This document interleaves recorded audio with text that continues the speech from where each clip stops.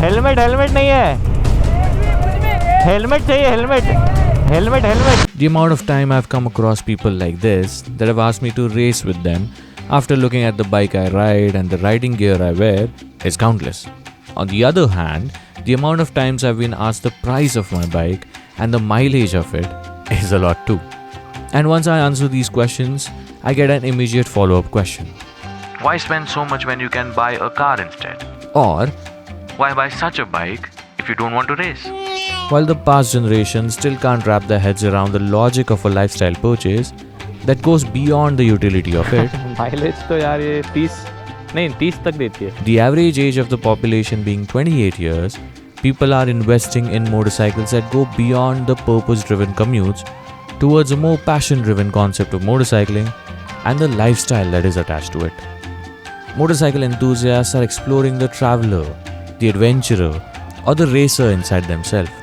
And with the youthful Indian economy, the infrastructure and resources are adapting rapidly along the way. There are highways being built to munch miles for the travelers, while the places where roads have not reached are destinations for the adventurers. The racing enthusiasts, however, find themselves struggling somewhere in between, squeezing through the traffic for the most part in the cities and dodging potholes everywhere else. But that has not stopped the overexcited youth, myself included.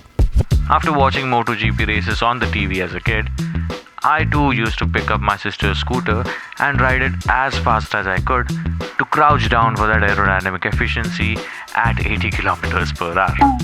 It did make me feel like Rossi in my own way, but feeling like a racer is what I could only do. Contemplating being an actual racer, or even thinking or aspiring to be one, never even crossed my mind, because that's just not the reality I knew about. It was just something that one watches on the TV and in the movies. How people get there, how people learn that, or if anyone even teaches that, I had no clue. And this is true with most of the riders we see on the roads today.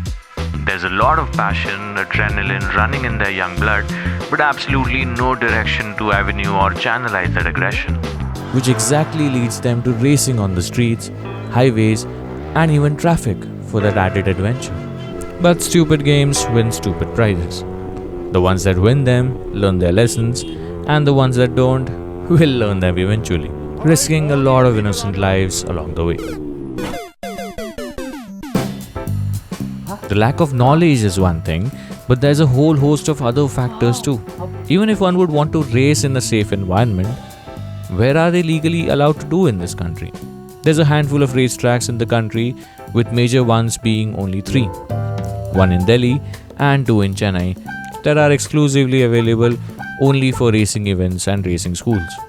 This lack of infrastructure and resources leads to lack of accessibility.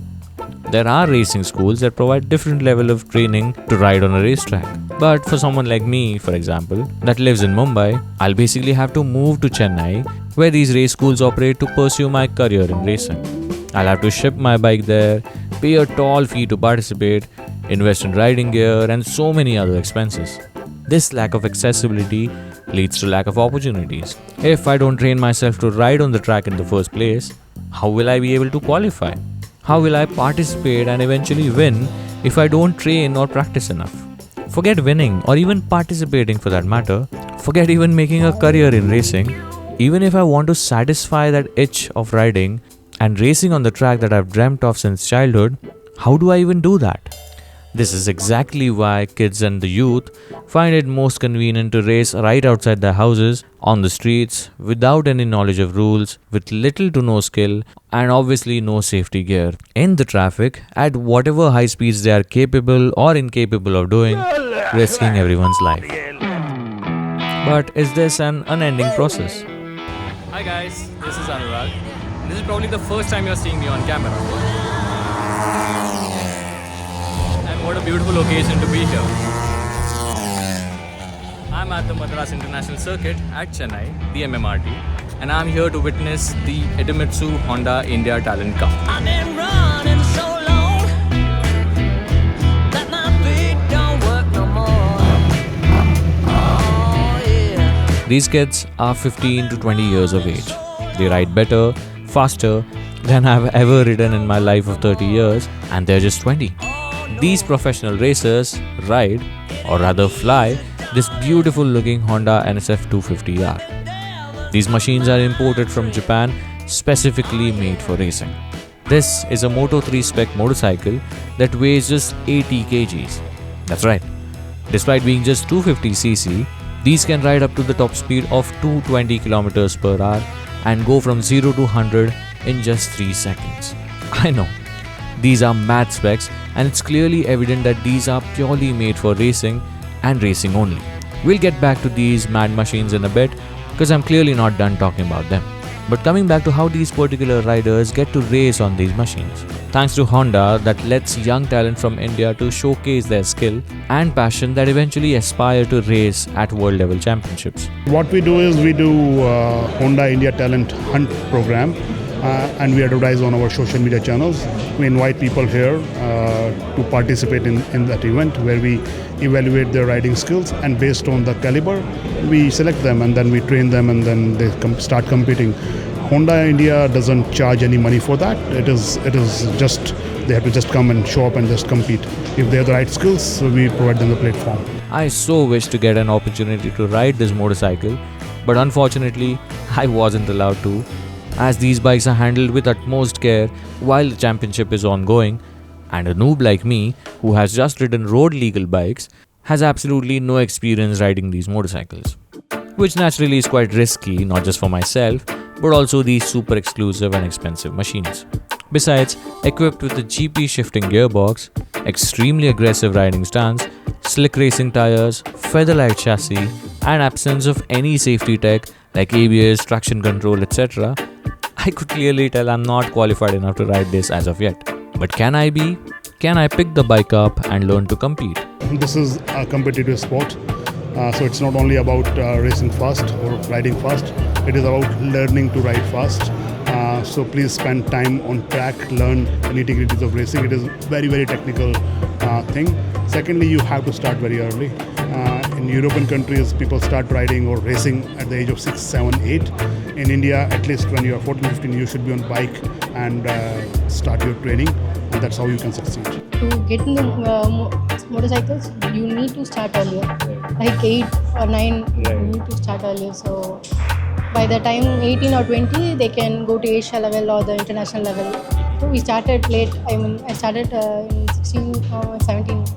So, Well, I'm 30 years old and I've been also dreaming about doing this, but it's too late for me now, so I can't really do much. When you have such dedicated motorcycles to ride and handle at their absolute best on the racetrack with no possibility of an error, you have to bring your A game and train as much as you can.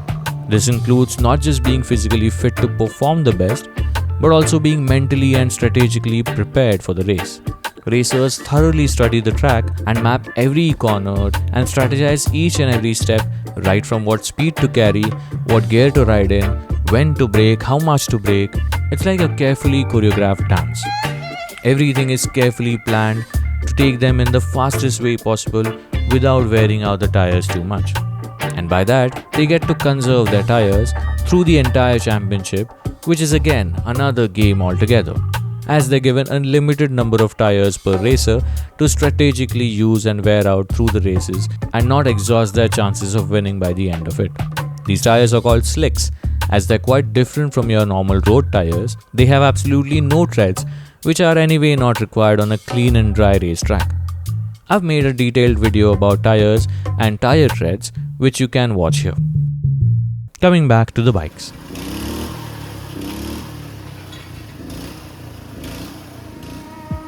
As I mentioned, these are purely made and optimized for racing, and that takes away anything and everything that doesn't contribute to making it go fast on the track.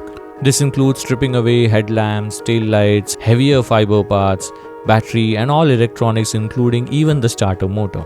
Heck, even the seat is replaced by a simple foam sheet for the riders to sit just to save weight.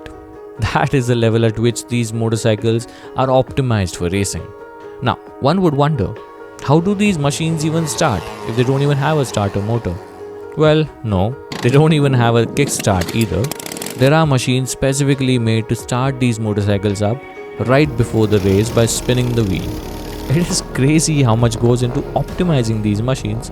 to save the weight and extract the maximum performance. This is as close to as possible to a MotoGP 3 spec motorcycle. And kudos to Honda to bring these insane machines to India to be ridden and competed by our young Indian talent and take our riders to a global stage. However, the challenges still remain the same. I mean, finance was the first problem I faced because I didn't get much. I mean, till now I'm searching for sponsors, and Honda is really a very good platform where they give bike suits, everything, and just we need to pay the entry fee, and that too not to Honda too, but MMSC. Infrastructure is very, very limited as on today. This requires a specialized infrastructure. Though Honda is not charging any money, but still to race, to train, to practice, you need to have access to this type of tracks, which is expensive. You need to wear a specialized riding gear, which is expensive. The motorcycle itself is very expensive, and this requires a lot of time to train. And awareness is very, very limited as on today. So that is the main challenge. Then how does this change? First step is solving the lack of knowledge. When one knows and understands that there are platforms specifically designed to nurture and develop their talent, their passion, and there are brands like Honda that are willing to give it all to them for no compensation whatsoever, they will start acting upon it by participating, and things will naturally change. When there are certain kinds of riders on the road wanting to race at the drop of a gear without any concern for safety of their own or others on the road, when they are educated of such initiatives and platforms, they might consider pursuing this as an actual career. And eventually, when the demand increases, the infrastructure will automatically catch up. With limited number of racetracks and schools in India right now, racing is an undoubtedly expensive sport. But as the basic economies of scale principle goes, it is only going to get better with time. But I'm not gonna lie. This is a heavily optimistic and borderline unrealistic dream I'm painting as of yet. How do we even start seeing a difference right now?